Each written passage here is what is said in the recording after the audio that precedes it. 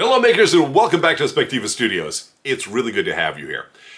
You know, it's been said many times, and by people other than me, that necessity is the mother of invention. And I have found this to be the case so many times in my own career, where you're looking for a solution and the answer is not really coming very quickly to you.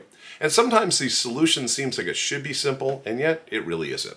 Well, I want to talk a little bit today about an exploration I had recently, which has to do with cutting paper. Now, as a paper collage artist, I cut a lot of paper. This is what I do.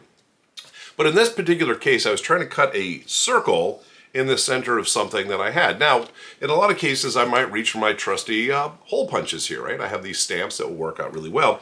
And in this context, I kind of just slide it in from the side and say, hey, give me a perfect hole, and look, a perfect hole right there. But the problem is it's kind of limited. It's restricted as to how far I can come in. And as long as I put holes around the edge of what I'm doing, it works out just fine. Well, that's not what I wanted to do. I want to put a different circle, a perfect circle, if you will, in here as well. And that's where the challenge happened, because these don't do that. And I said, well, what can create a perfect circle? Well, it turns out I have a compass that can create a perfect circle. I have it right here. By the way, I'll put the information for all the things we're talking about in the description below for you. I like this compass a lot. It's probably a little bit more high-tech than the compass you might have had back in school, in that it allows us to have quick adjustments. And I can adjust these things at different angles to do some really, put an extension on it. It goes really high tech for a compass, and they're not that expensive, which is nice too.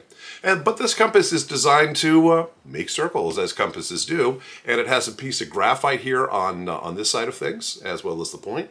And again, it's just a matter of just coming and spinning a circle. You've got yourself a beautiful drawn circle. Now, that's nice. I don't want a drawn circle. I want a cut circle.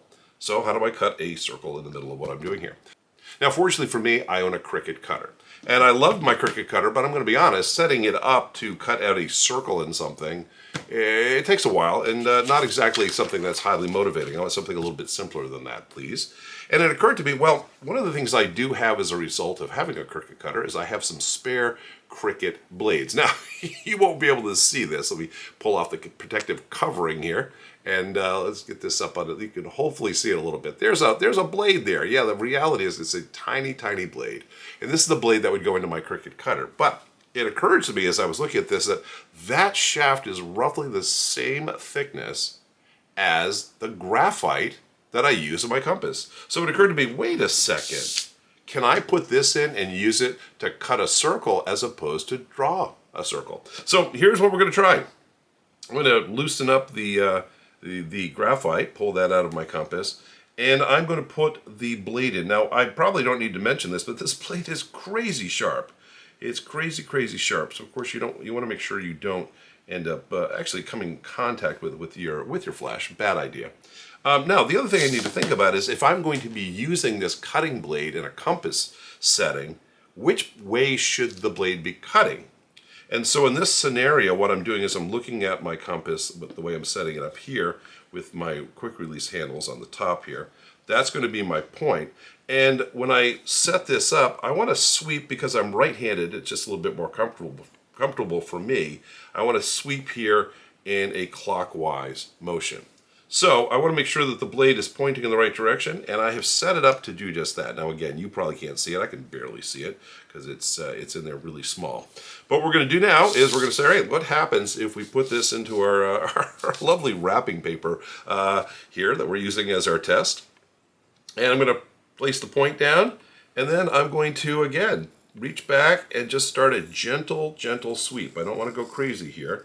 I can see the line being formed by the cutting blade, and I really want to just focus on having constant tension and make sure my point stays in the center where it's supposed to be as I sweep around this whole piece of paper.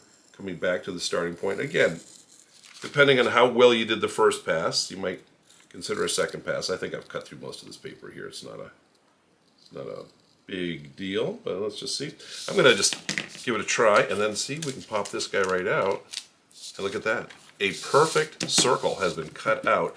And the beautiful thing now, instead of being restricted whatever the sizes of the stamps we have, is I can have any size I want by just readjusting the compass. All right, so that's it. It's a simple idea this week.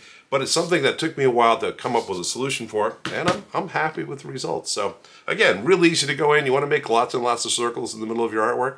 Go find yourself a nice cutting blade and a good compass. And again, they'll both be in the description below for where you can pick up these parts. Anyway, that's all I have for you this week. Thanks again for joining us. If you like what we did, we do this every single week. We'd love to share more ideas and tips and tricks and things we're doing with abstract art creation. So please feel free to join our growing family. That's all I have. I'm Spider, and I'll see you next time.